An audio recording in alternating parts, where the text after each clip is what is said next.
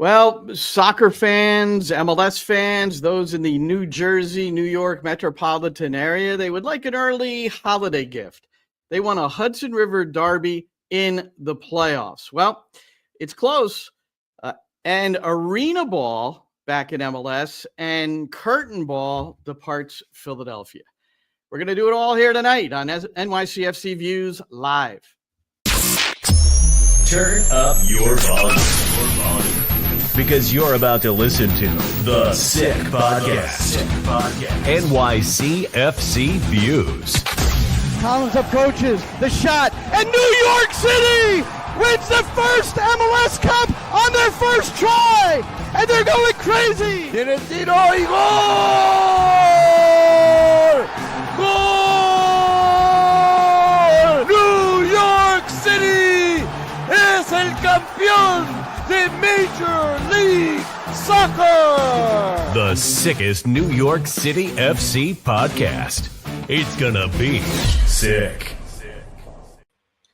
Well, New York City has an opportunity to take another step to MLS Cup. It's Saturday. I'm Glenn Crooks, Roberto Abramowitz here.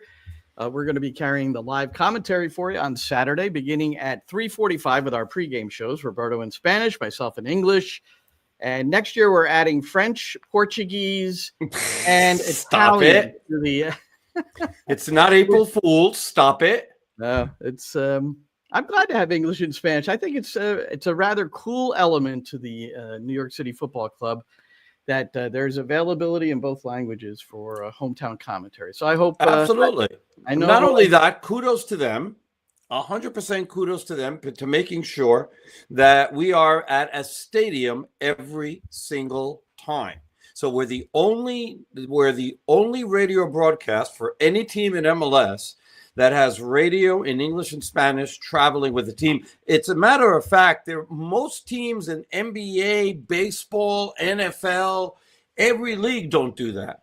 We do. So listen into your hometown broadcast, be it English or Spanish, because it's actually a privilege to be able to do this the way we do it. It's a privilege, but it's also vital to give the proper context. Like you can see things when you're at the stadium, and the supporters who either travel or at the home games, I understand you can see things. And for instance, Thiago Martins going down and the amount of pain that he was in. You know, Apple TV had it a bit, but if you're at a different angle and you've got the binoculars or you could see his face, you understood that he was in deep pain. He was really injured, and he got himself back onto the field. He was training today, so our expectation would be that Thiago Martins is going to be in the 11 again, which he's a quick healer, man. I mean, we've known he's had some real severe injuries where he's been out for a while, but he's always gotten back ahead of time. That's what I remember. He does. Absolutely. And I mean, he's a warrior out there. There's a reason why he's a captain. So it's great to see him back out there, and that we expect him to play on Saturday. I mean, what did Nick Cushing say about the game on the game last week? That there was no way in hell he was coming out. That he wasn't going to allow Nick to take him out, no matter how hurt he was. Well, that's the other thing that we got a chance to see. We got a chance to see Thiago with the trainer Martin limp heavily. He had to go behind the goal, so he's right in front of us, and he had to go left behind his goal, behind Matt Free's goal. Mm-hmm. At Citi Field, and then walk all the way around on the outside to get to the fourth official. And while he was over there, and when he walked past Nick in the technical area, he was jawing at him. And you could tell that he was saying, I'm going back in the game, dude. And that's that. And sure enough. But, of course, he had to wait 2 minutes, even though he was injured. And could it be more clear based on how long it took him to get to the fourth official? He had to wait 2 minutes after he arrived there. That's what really stinks about this, too. I mean, it stinks on a lot of levels. In fact, the off-field treatment rule, myself, you, and Alexi Lalas got into it a little bit the other night. Yes, we did. On Twitter. It's out there. We took a clip from our last podcast on Monday night, and part of it we were discussing this. So what I did, Roberto, and again, New York City coming off a 3-1 win to force a Game 3 this Saturday against FC Cincinnati, opening round of the playoffs. But what I did is I compiled, and I gave this as a gift to Nick Cushing because I know I don't want to say he despises this rule because Nick does not use that sort of language, but I'm certain he does. If you're on the field for more than 15 seconds injured, unless it's a head injury. So, of course, most players grab their head and fake it. But if it's a head injury, you don't have to sit out for 2 minutes. But if it's any other injury and you're on the field for more than 15 seconds before you could be taken off, then you have to wait 2 minutes to come back on. Okay? So I came up with 7 reasons to eliminate off-field treatment rule, okay? Or modify off-field treatment rule. So put it up there, Shane. All right, you did a graphic. Okay, yeah. Look at this. Okay, number 1, injured player grabs his head even though it's not a head injury. I put in parenthetically, this has happened, and then in capitals, a lot. Okay. We can read it. Yes, well, continue. Some people are listening to this, Roberto, as you well know, and are not. That's true. All right. When you're right, you're right. Number 2, rare occasions. Go Number ahead. 2 is the affected team. That's the one with the injured player that has to stay out 2 minutes. Will try to kill off as much of the 2 minutes as possible with protracted goal kicks, throw-ins, etc.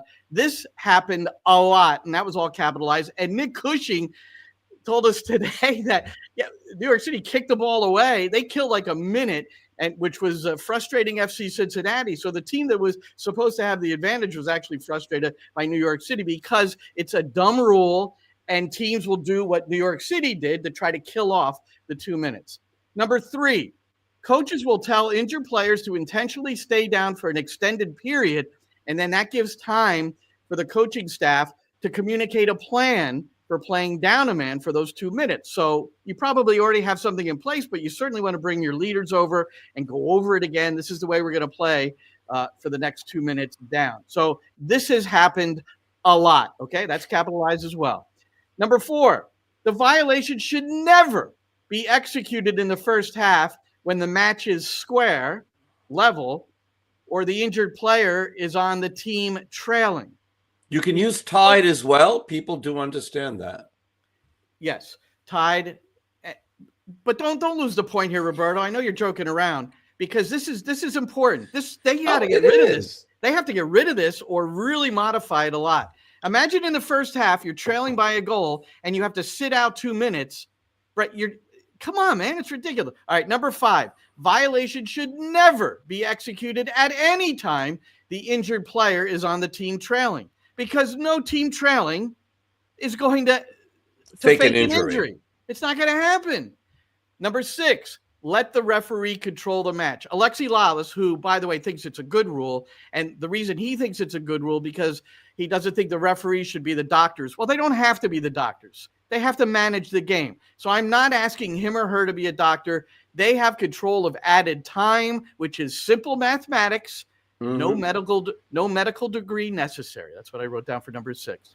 And then number 7, pure romance of the game. What is wrong with a bit of gamesmanship and a bit of the dark arts? And then parenthetically, I put, and every coach in the league will tell you this, since you are going to have to deal with that on the road in many parts of the world, especially Mexico and South America, when you play those teams in whatever competition you're going to play them in, Gold Cup or not Gold Cup, excuse me. That's totally out. But you know what I'm saying. Well, Gold Cup, it actually is as far as national teams are concerned. Gold Cup is one of them. Yes, it's not a team competition. It's a national team competition. Well, but it still applies. But it still applies. It does apply because your players are getting prepared for those moments in the event they're on their national teams. But anyway, there you go. So the 7 reasons why it should be abolished. And I agree. But by the way, I agree with you. I agree. I really think that the referee should be in control. But I've been preaching this for a long time. I've always said that if the referee really believes somebody is faking an injury, that he just has to walk up to him and look down at him and go, hey, for every minute that you're down, I'm adding 2 minutes on the clock.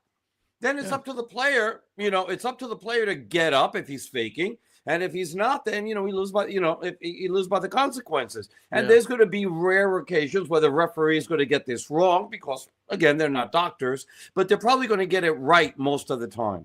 And I know what the intention of the rule was, and the intention was good. And maybe in a lot of times it really has helped as well, as far as players getting up after 15 seconds and not staying down for a prolonged, length of time, either in the first half or the second half. And it has helped there. Let's be, we got to work it both ways. We got to be honest on this. We've seen a lot of players go down, look like they were shot. You thought that you might have to either call an ambulance or maybe directly a funeral home, right? And then after the referee, blows a whistle or whatever, they wind up getting up miraculously. Yep. No, we've seen that. I agree. We've seen it, but I think at the expense of occasionally going through that and then having, a possibility where you're down. So New York City was down for 2 minutes at the 86-minute mark of a game. They only led 2-1, and Cincinnati's pounded them at that point. So, I mean, it was really, and I credit New York City for actually they played very well during that period of time to maintain the lead, and then just got the third one and closed it all out. Now, you mentioned warrior earlier when you were talking about Thiago Martins. That word has been used by Nick Cushing to describe Justin Haak. And how about Justin Haak? And we've talked about him before, and you've lauded his efforts for being this, we both have, but I know you very strongly have advocated for him based on the fact he's played all these different positions. Well, he started at left central defense, his sixth start in the last 7 games. And Roberto, here's a short clip of myself with Justin today, and I'm going to put it on my other podcast on Frame. Either it'll be on tonight, and then also tomorrow available. Sat with him for about 10 or 11 minutes. But this is about Justin Haak and, what Nick Cushing said post-game in particular. So take a listen. There was even maybe a time this year, this is what we heard and just reports, and it would make sense. You're getting to the age now where you need games, I'm sure. I mean, you're not an elder statesman yet. You want to be playing games where there was even a possibility maybe of a transfer, but it seemed like the timing was all of a sudden you started getting all these games in July. So it ended up working out for you that you're here, yeah? Yeah, I would say it's working out now, but definitely for my career, I want to be in a spot where I can be consistently playing, and whether that's, and not just coming off the bench, but where I'll be given a chance to really fight for a starting spot, and whether that's here in center back or in the middle, wherever, or at another club, that's because I think it would be important for me to reach all my goals in my career. Yeah, I was going to ask you, would that be at defensive midfield? Would that be at left back, right back, left center back, or right center back? Where do you think you're at? I would say probably not left back or right back, but it could be in the middle you or have in played center fullback, though, just emergency. But yeah. But I would say probably center back or center mid. Well, we moved ahead a little bit in the clip category, so let's review that one, and then we'll go back and play the one regarding his starting assignment and what Nick Cushing had to say after the 3-1 victory. But this was one where both of us had heard that Haak might be transferred along with Jason and Magno, and Jason and Haak in particular due to playing time in New York City. The club is, I think, very good with players who, at some point just need to move. But then he started 4 consecutive games in July, and his value was seen as massive, which it should have been. And so it was like, and that kind of closed the door on any departure for Haak. And that's what he was addressing there with me. And but you also hear that if he doesn't, I think it'll be a post season meeting where he'll need to be assured that he's got a really legitimate shot to be in the 11 on a consistent basis, like 28 out of 34 games instead of 10 or 11. Well, the curious thing is going to be is that has he actually moved ahead of Burke Risa in the depth chart as far as starting is concerned? As the rest of this year? The rest of this year, yes. Yeah, I would think so. I mean, based on the last game, yeah, I think so. That he went back to him and he performed very, very well. And as a matter of fact, in pretty much all the games in the 6 of the last 7 that he started, he had played very, very well. It became hard to take him out of the lineup because not only was Risa injured, Tanasiewicz was injured. He came in and he played really well. And then it became to the point of, well, he's playing this well. I can't take him out. And, you just need that opportunity to be able to prove himself. And he got that opportunity. But it's not only the fact that he's proven himself to be a very valuable commodity because of all the different positions that he can play and can play well. We're not saying he's a left back or he's a right back, but, you need him to play that position in a pinch, and he's not going to disappoint. You need him to play in midfield, and he's going to be there, and he's going to play well. And in central defense, even though he's playing left central defense, he's been very, very good. Well, I think, it's hard to take him out. The two things from that clip regarding his future is that he doesn't want to be a sub anymore. So, you can't guarantee somebody's going to start. And any player that wants to hear that he wants to know, and he's going to have to trust whoever tells him, whether it's New York City or another club, that we expect or we see you in the 11, but you still have to earn it. So you can't give somebody an 11 spot. But the other thing he said is that whether it's midfield or center back, imagine him saying center back now. He was a midfielder, man. He wasn't a central defender. But because he's performed well there, he now thinks of himself as somebody who can play both effectively, which I think is pretty cool. And he has, though. It's not only that he thinks so. I mean, he's proven it. Well, that's what I mean, too. So let's go. So based on a couple of things you said there, let's go back to the clip and cut, which includes Nick Cushing's comments, what he said about Haak after the games. But this is Justin Haak after training today with me. I have the Nick Cushing post-game quote in front of me, so I want to read it, and then I want your reaction. He said, "I started Haak probably for the same reason that I did it in the Red Bull game. We're in Queens, right in front of our people. And I said pregame, we need all of our people. Justin Haak is a boy from Brooklyn. We put him on the field in a playoff game when it's do or die. He's in his city fighting for his people, and I thought he was excellent." What's your reaction to that? It's pretty cool. Yeah, it's pretty cool. Like, obviously, nice to hear that, and especially after such a big game like that, knowing that he trusts me to play in those types of games, it's very cool to hear and nice to hear.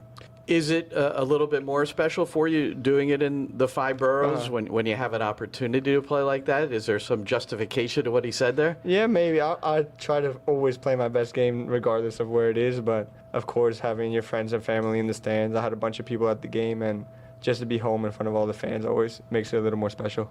Throughout the course of your career at different levels, you've been involved in a game like that. What was it like in Game 2?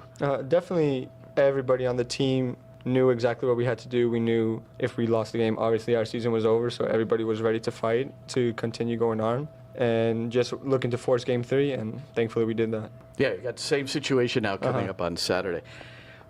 Just going back, because he mentioned the Red Bull game in there, which was an exceptional match for the club, maybe the best this season. What did it mean to pound the Red Bulls at their place?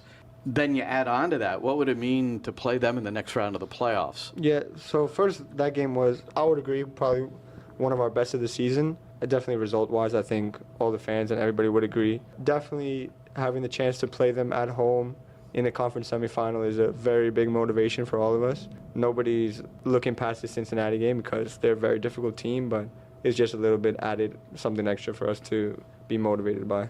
Sports is in great deal psychological. You guys are human beings, and I don't think it would be adverse to say there might be a little bit more juice to this game, knowing that you've got the Red Bulls next. Yeah, I would agree with that. Yeah. So, has there been any conversation about it, or can you tell in training this week? I don't know. It's been mentioned, but I think everybody knows exactly the stakes of the game, and regardless of who we're playing next, it's still a playoff game, and you always want to win every single time you get to this part of the season. So, I don't think too much needs to be said. Pretty much everybody understands. Yep, and that's from a conversation. Justin Haak, the full thing will be up on Frame. You just look for it on my social media at Glenn Crooks and Roberto. Any reaction in particular to that? Just how quickly he's matured. I mean, we've seen him grow up. Remember when he was Cavani, when he went to San Luis Potosí and he played there and everybody saw his long hair and he was playing midfield. Actually, probably more of an attacking role than we've actually seen him playing in the regular season. And we've seen him from there and how he's progressed and how he's matured. And I love the way that he's competing to be, a key member of this team. He's already a key member, but now a starting member, in the most important game that this team has played since 2021. He went for, here's a guy that, remember when he came in for Maxime Chanot when he got injured in the 2022 season, he hadn't played since 2019 in an MLS game. Yeah. I mean, that's nuts. And he's hung in there, and there was no reserve team. There was no MLS Next Pro, so he had to go off to Hartford a couple of times on loan to, figure things out there too. And I think his level of maturity, spot on, man, and how he's hung in, and he's a New York boy, and I think that's part of it too. And, and that's, and I believe Nick Cushing when he said, he played him for that reason. Here's Cushing regarding Haak. I want a competitive team. I want guys to be, obviously you need a culture and a togetherness, but you also need guys fighting against each other to get in the team. You need intensity in your locker room. And I made a change for Burke's a left footer, so I put him in because I wanted balance in the team, knowing that Tane and Justin are right footers. And in the end, I made a decision based off my gut and some small tactical reasons of why I put Justin back in. Changing the team is part of the game. It wasn't against Burke. Same with Maxi Morales and Andres Pereira. It's not about guys not playing well enough. It's about picking a team that you feel has the balance and the blend to go and win a football game. And you're going to have guys disappointed in that. But I thought Justin was excellent in the game, as was he in the Red Bull game. And, I think that's how you win football games, having guys that are ready when changes are made to deliver a level of performance that's needed.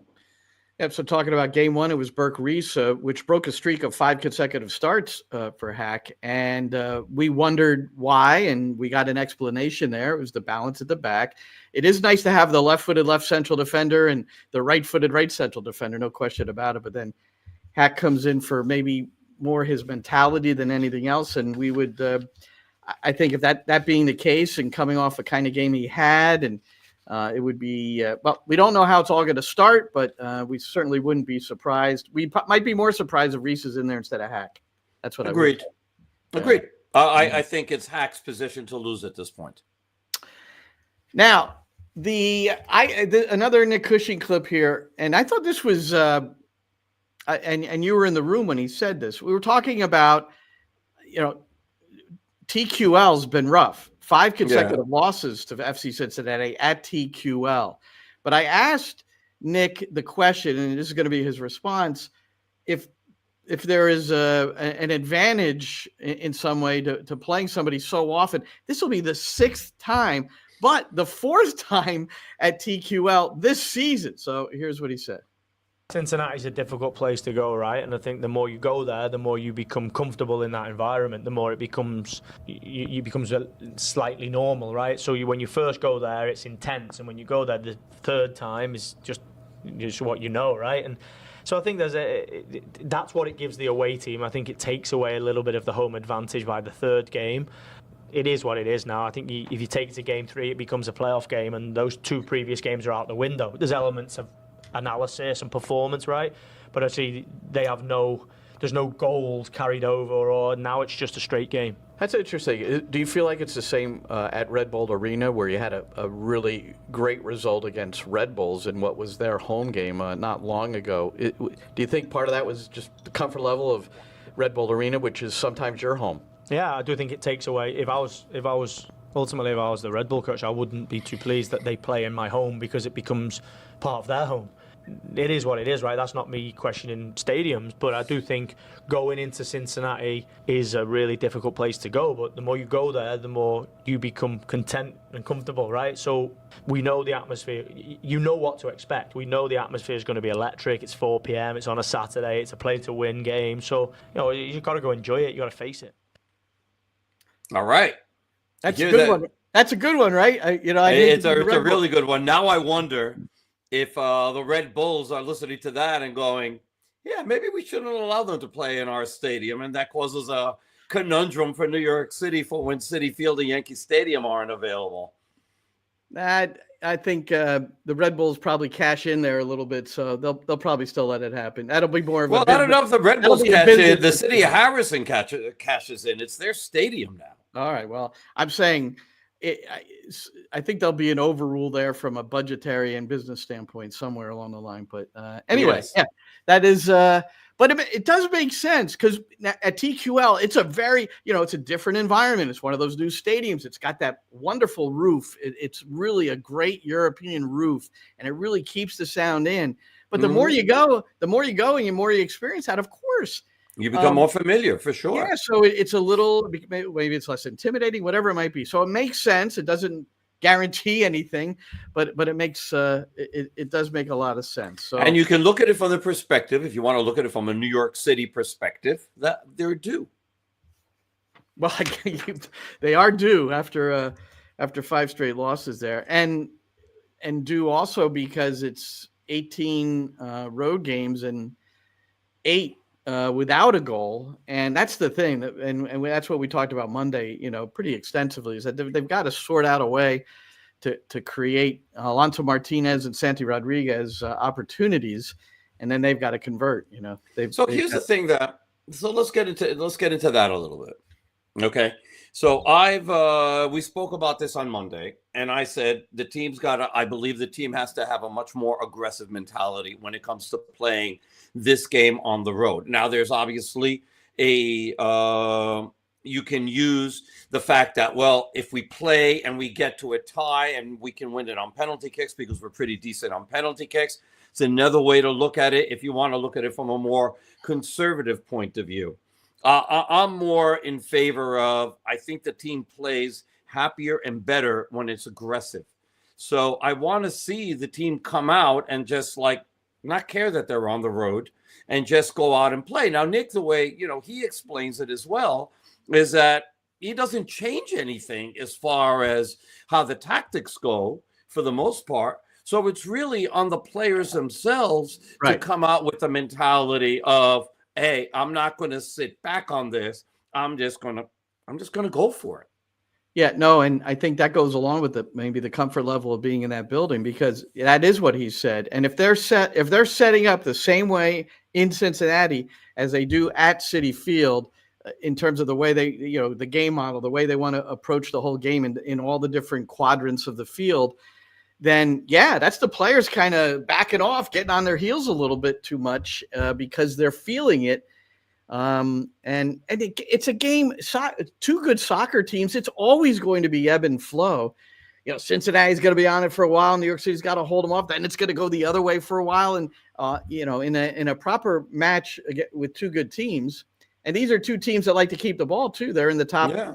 They're in the top 6 or 7 in possession in MLS. Both of them. Cincinnati's actually higher than New York City. When I say actually, Pat Noonan's coming from the Jim Curtin letter, but we're going to get to Curtin and Arena before we finish today. Mm-hmm. But with Philadelphia, where Pat Noonan spent 6 years, now he's not the head coach, so he can't make the ultimate decisions. But that's a club that didn't want to have a bulk of the possession and still don't, and they've proven to be pretty successful with that formula. So, but at Cincinnati, they're like at 53. New York City's at like 51.5 as a team. Nick Cushing would like that to be a lot. And when I say a lot, and I use capitals before with the off-field treatment rule, you can use double capitals. Nick Cushing and his coaching team would like that possession statistic to be a lot higher. A lot. So we talked about Martinez and about Rodriguez. And the fact that how, and we haven't really mentioned the differences at home and away. We mentioned it on Monday. We haven't as much here. But there's a pretty stark difference about, their contributions home and away. But I think that part of that also comes in on the third guy on that front line. And that's Hannes Wolf. And Hannes Wolf, for some reason, has lost a touch of aggressiveness in the second half of the season, and it's been really perplexing. He still does a yeoman's job of helping Tavon Gray and coming back and defending and doing all of that work and all that sacrificial work. But you just see how he hesitates when he gets opportunity, and he gets opportunities, and he makes opportunities for himself, or Santi or Martinez or somebody, gives him an opportunity, and he's got that chance, and he doesn't take it, and then he takes an extra touch, or he tries to pass, or he tries to do something else. And there's been so many times, and it's just becoming frustrating. And I just like, you just like want to grab and shake him and say, dude, I don't care if if you shoot it into the stands, you shoot it wide, you shoot it into a defender, just take the shot. Just make the goalie just respect the fact that you're going to take this shot, no matter where it goes, because I think that they're waiting for him now to not do it. Well, and it's becoming increasingly annoying as far as watching it from afar, and you're expecting him, you see that he's got the opportunity and he doesn't take it, and then the offensive play just like falls apart, and then the ball's back in midfield. Well, he's starting ahead of Julian Fernandez because he can do the dirty work a little bit more efficiently on that side of the field. I agree with you, and it was in the second half, I believe, and New York City had a counter in this recent home game. Now, I think at the time it was 2-1, so it was a really big moment. And the ball was played to him on the right, just wonderful interplay. Santi played an unbelievable ball to Alonso Martinez, who in 2 touches gets it out on a change to Hannes Wolf. And I'm telling you, there's acreage in front of him, and he's only about 35 yards from goal. Instead of taking that heavy first touch, I was always taught to call it a positive touch. Take that heavy positive first touch and eliminate the closest defender so that you can get in on goal that way. You're almost, they're trying to cut you off of the pass, and you're trying to prevent that. You're trying to eliminate them. And he took his first touch, not in a positive way. It went forward, but not in a heavy way to eliminate the defender. And then he holds up, pulls up, gets it to his left, and now people are recovering on the defensive side for Cincinnati. Yeah. So that's happened a number of times, but and 2 goal contributions in his last 16 games, for a winger, and that's not good. No, not good, especially for a team that needs to score at home. I mean, on the road, especially. I'm sorry, that's what I meant to say.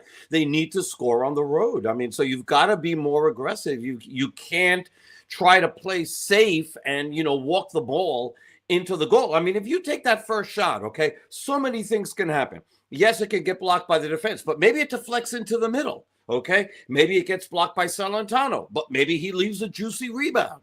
There's so many things that can happen that are in a positive way. Corner kick. Maybe you could score.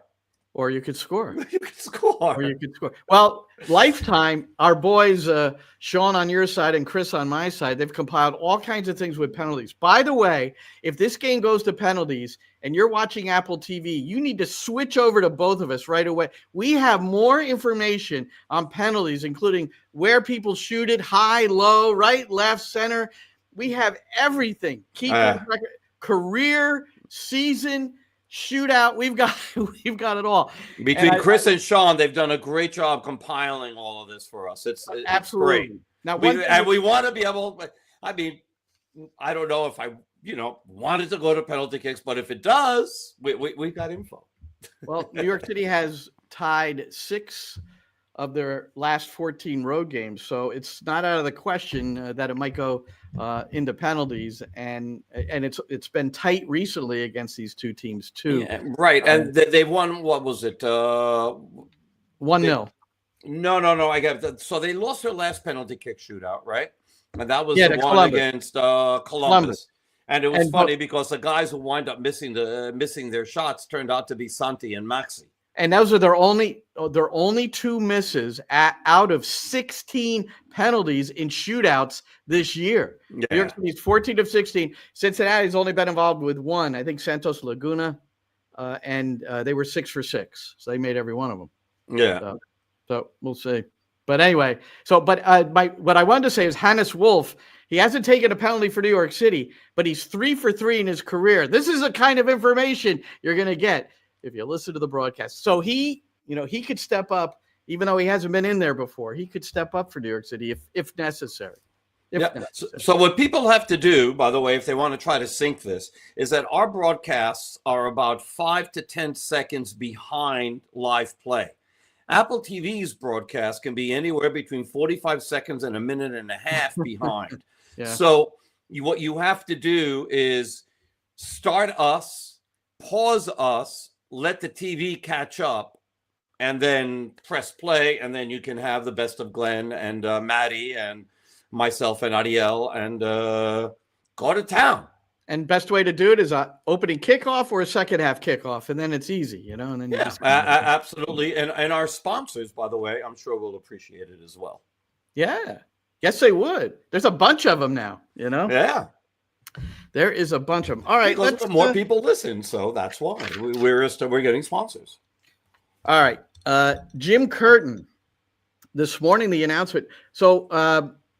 We do have a Pat Noonan clip that I was going to play, but I'm gonna hold off on it because he just talks about that he thought that Cincinnati was too direct at Citi Field, and they were very direct that game.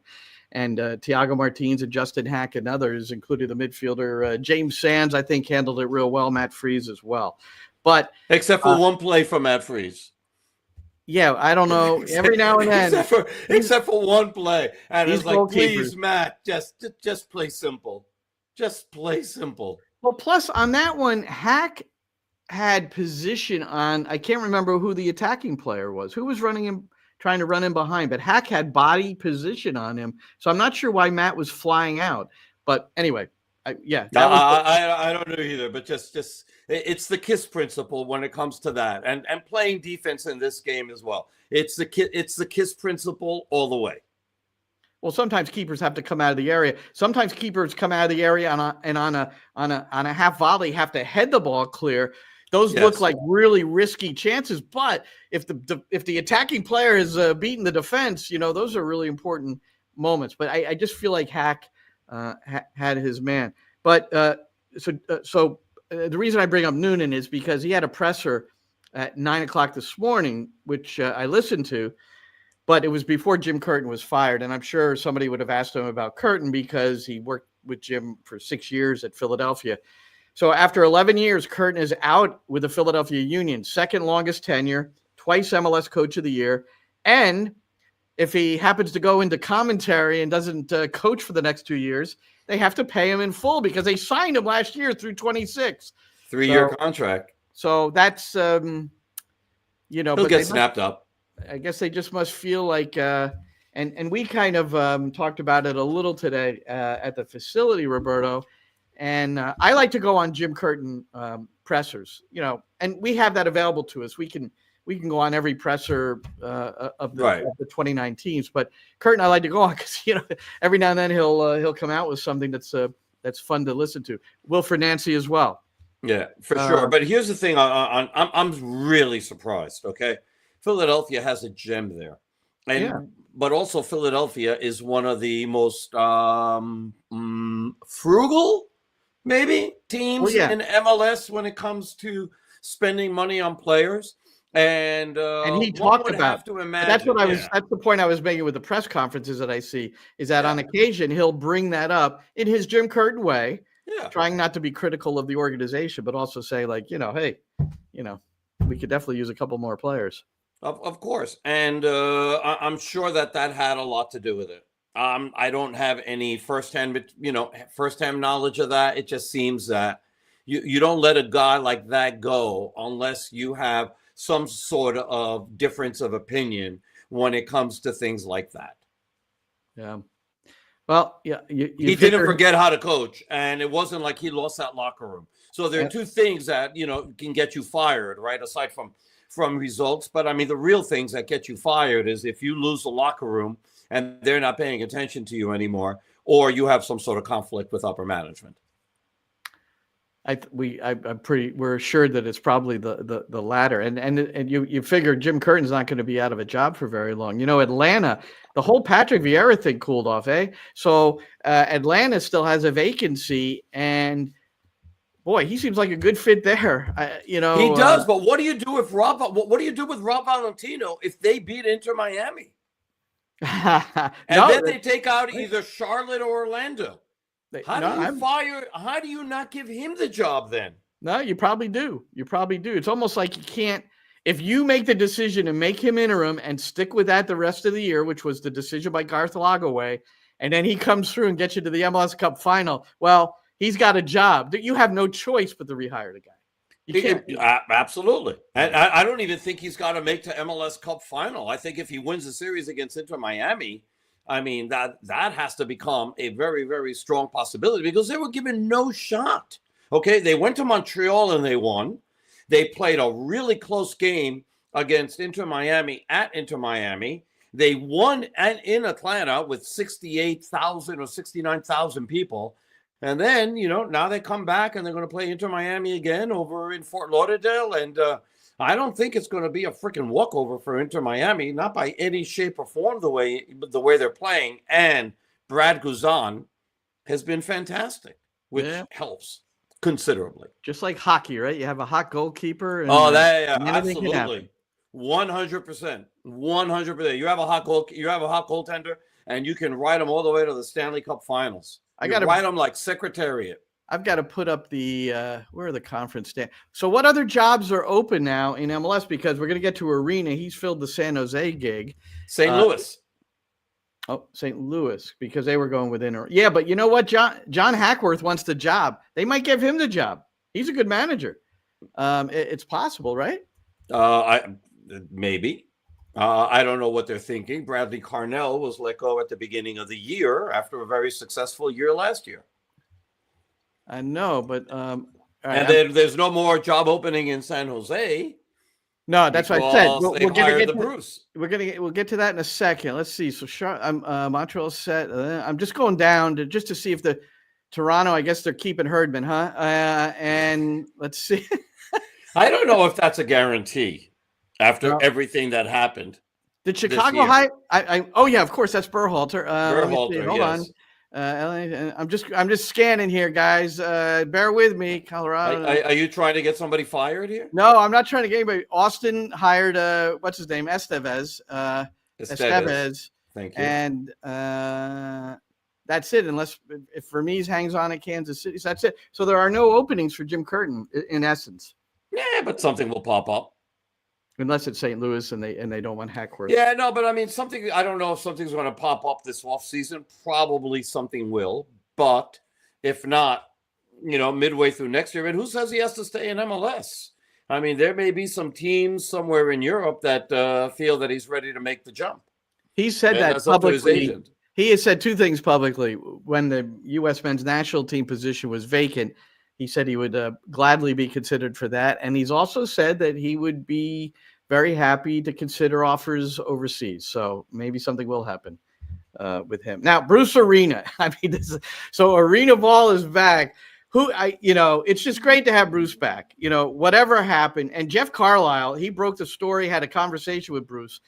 You got to go on ESPN on social media and go read it, because in it, Bruce identifies when it kind of happened. That is whatever was inappropriately said that got him suspended, and then ultimately he left, gone from New England, happened in a private setting with coaches. That's the quote in the article from Jeff Carlisle, which kind of, and I'm not going to go any further with that, but there was something that was put out there initially, and it kind of coincides with that. So let's just say one of his assistants didn't like something he said, and now he's in San Jose and El Clasico playing against the Galaxy. How great is that? Et tu, Brutus? Yeah, maybe. Yeah, I think. But so 4-time MLS Coach of the Year, 5 MLS Cups, 4 Supporter Shields, including the most recent one with New England in 2021. How about how he, helped that franchise recover? Yeah. Quarterfinals of the World Cup. That seems like a century ago, but he did it. And, so he's by far our most successful American coach. But not only that, it's not that he's just head coach. He's also like team president. So Chris Leach now reports to him. Yeah. Sporting director is the title they're giving him. The sporting director? Okay, fine. Because Leach is the general manager. And you're right. Yeah, you're right. Leach is now reporting. So Bruce is running the show. But that's what he did in New England. He called all the shots in New England. He's not taking which is what he wants. Now, the thing is, are they going to give him the money? Now, San Jose is about to invest millions of dollars in a new training center that I don't think got approved Well, I don't know if it needed to be voted in No, Santa it's Clara. not. No, I want to tell you, Roberto, you would. I almost called you or texted you with the link to this thing. Somebody up online, one of the reporters that covers San Jose, the earthquakes. I'm sorry, I don't remember his name, but he put up the link to this thing. I watched it for 10 minutes.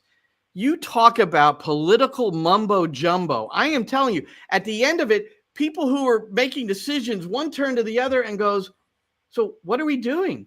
Literally, what are we doing? And when are we voting on this? It was like, no, you're here today to get it done. So it looks like it's not going to be approved or disapproved until like January now, when it was supposed to happen that night. I'm telling you, I almost threw the computer out the window.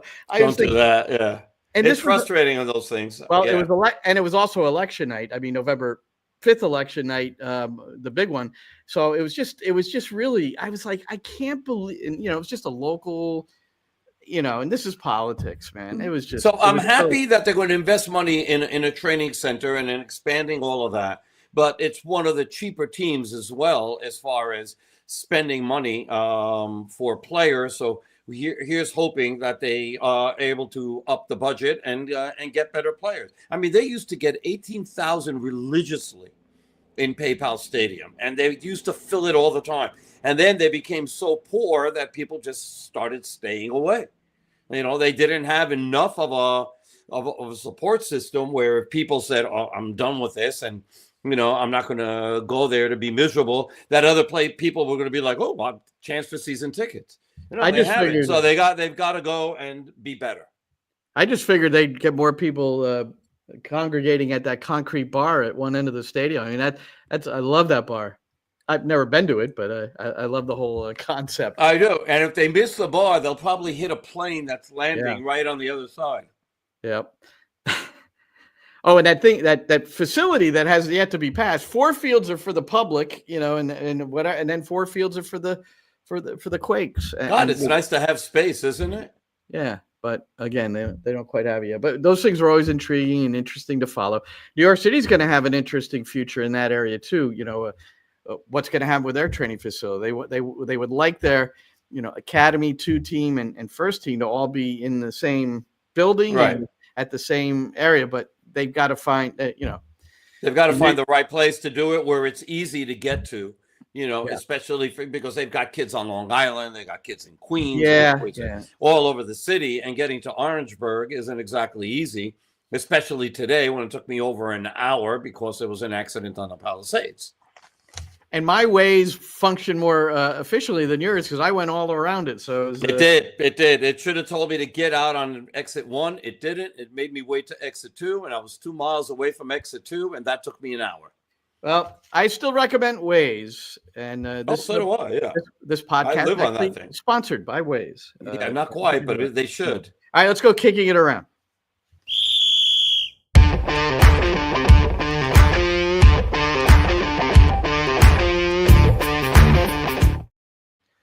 Lazio, Tati Castellanos assisting on the opening goal, and then Lazio got the game winner late in stoppage time. 2-1, they beat Porto in Europa League today. Very nice. Castellanos getting this great experience, and it's just wonderful to see. It's wonderful that the New York City Football Club was a part of his growth. And he still remembers us, by the way, because yesterday it came out that he was selected again for the Argentine national team. And I wrote him on Instagram to congratulate him, and he wrote me right back and said, "Thank you very much." And it's great to see. So I'm really happy for Tati and his success. This kid works his butt off, and he deserves everything coming to him. Yeah, when you watch him play, it's Tati, and just that's it. He practiced the same way. And he's maturing, and so wonderful. And Lazio's got, in their current in Serie A, I mean, right now they're in a Europa League position, but they're also very close to getting into the Champions League. I don't know what happens with Champions League anymore, but they've that's a mess. It's quite a process, and maybe we can in the off season, whenever that happens, hopefully not too soon, we can dig into that a little bit more. Or if somebody wants to send us something in the comments on YouTube on how that thing works these days, because it's a freaking nightmare. Well, the top 8 go, then 9 through 24 play in what is sort of a play-in to get into the final 16. So the top 8 get into the 16, and then 9 through 24, and then the 25 through 34 are out. And you know who's in 25th position right now? Out. They won't even get into any kind of playoff or to the knockout rounds or the home and home. I haven't dug deep enough, but PSG, Roberto, is in 25th right now. If it ended today, this league they're part dead of it, last. they're out. This is a team that had Messi, that had Neymar, had Mbappe, all together, and they couldn't win European hardware, as they like to say. So we like to track the former players or players on loan, like a Tyler Magno, who is an unused sub in a 2-0 win for Corinthians against Palmeiras. Corinthians 13th in the table, Palmeiras 2nd. So that's a good win for Corinthians. Now in this game, Roberto, and then I'm going to read the post that Ariel sent us, your broadcast partner, Ariel Hudas. A severed pig's head was tossed onto the field. It didn't quite get onto the field of play, but it landed on the goal line. And this is during a Corinthians corner kick. So here's what Ariel wrote to us. Palmeiras fans are known as porcos, which translates into pigs. And I'm going to read the whole thing. Many decades ago, they took it as a big offense that they were called porcos. I would too. Nowadays, they embrace it.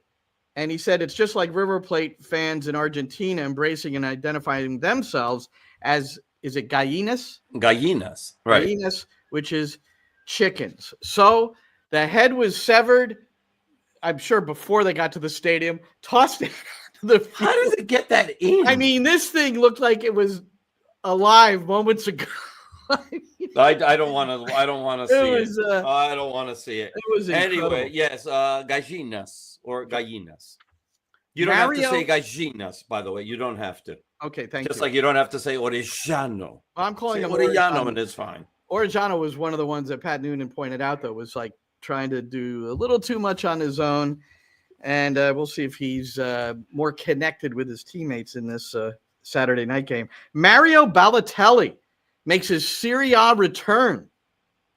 His first appearance since 2019-20. He was a substitute in the 86th minute for Genoa. They beat Parma 1-0. He was booked after being on the pitch for 3 minutes. What the? Where's he been? I mean, God, that's somebody who I haven't thought about in a long time. I didn't dig into where I think he's just been, people were just fed up with him. Sorry, we don't, he was persona non grata. No one was picking this guy up. No, he might have been. He may have had a contract where he's been paid for these years. Who the heck knows? I mean, that's possible. I'm sure he's playing. I don't have time to look it up because we got to go soon. But I don't want to waste my time looking it up. But if somebody knows and wants to throw it in the comments, let us know. Well, that's about it for me, Roberto. I think we can. This is our last podcast before we do our commentary on Saturday night. So that's going to be. Maddie and I will have NYCFC preview live at 3:15 Eastern. That'll be from the stadium, and we'll have Nick, Haak. Please remember to listen to the Justin Haak interview. I'm going to post it soon at Glenn Crooks on X. Yeah. And Hudson River Blue dropping one today, and I know you've already signed up. I'm going to sign up. What's it called? It's called Blue Sky. So I have a new account on Blue Sky. It's at Roberto Abramowitz. You can find me there. And I'm not going to do anything politics there. That's just going to be strictly sports, entertainment, things like that. I've got Twitter for the other stuff that I don't even deal with. So it's going to be non-politics. It's going to be mostly soccer. Well, I'm going to go on too. It's still going to be both in English and Spanish, but we'll do that. So find me at Blue Sky. Well, I'm going to go on too. So let's do this together. And then Hudson River Blue. I already have like 5 followers or something like that. I'm growing tremendously, Glenn. Well, this is great. Well, this is added. So it's let's see if we can see it. It's just too bright. There it is. It's a little butterfly over there. Okay. So let me see. 23 followers now. Look at that. I still have to put a photo on top, but I'll do that. It's very much like Twitter used to be, and it's put together by the guy who used to do Twitter before he sold it for $44 billion. Oh, FC Dallas. John Rojas has written and said FC Dallas is still open. You know what I was thinking of is Estevez was there. Yes, I'm thinking So FC Dallas is open, and this is interesting. Kenny Arena is an assistant with FC Cincinnati. Good stuff here, John. Who he'll be sitting next to Pat Noonan on Saturday. But if New York City is fortunate enough to win the game and advance to this match against the Red Bulls, which we assume will be at Citi Field since it is available. Is Kenny Arena gone to join his papa out in San Jose? I would think so. Yeah, you would hope so. Hey, speaking of John, I'm going to give him a plug because for those of you who do speak Spanish, John has a great podcast that you can find on Twitter, and it's called The Soccer Bar. And for those of you who speak Spanish, absolutely go and if you really want to get caught up on everything MLS, Jesus, they do a fantastic job there. So 100% go and subscribe to that podcast. Is that like that big concrete bar at Quake Stadium? I don't think so, but it would be nice if it was. All right, Salud. Good deal. Anything John's involved with, man, is quality. Yeah, absolutely. So Maddie and I at 3:15, and then Roberto and Ariel, myself and Maddie with our pregame shows at 3:45. That's Eastern time. I have a guest. And kickoff at 4:10. I have a guest, Alonso Martinez. Stopped by today, and we chatted for a bit. So we will have that on the pregame show. All right. Is he promising 2 goals on the road? Pura vida. I did not ask him to promise anything. I'm sure he's going to give it his all. You remember the press conference where he said somebody was asking him and about scoring, and he just said, I talk to my family the morning of every game, and I tell them I'm going to score 2 or 3 goals. And that was right after he had scored a brace against one of the. He's got 4 games where he's got multiple goals. I mean, I know, including we mentioned the San Jose Earthquakes. One of the reasons Luchi Gonzalez is no longer there, and they needed new leadership, I suppose, is Alonso Martinez coming off the bench and scoring a hat trick. How quick was that? It was in less than 10 minutes, right? It was very, very quick, and that game went from 2-1 to 5-1 in like a blink of an eye. Yeah, it was a crazy, crazy match. All right, Roberto, wonderful stuff. Good to see you. Shane, thank you very much for producing this thing. And so we'll look forward to talking to you all on Saturday. For Roberto, I'm Glenn on NYCFC Views Live. And that's a wrap. Hope you don't miss us too much until next time. Follow the Sick Podcast NYCFC Views on YouTube, Instagram, Facebook, Google Play, and Apple Podcasts.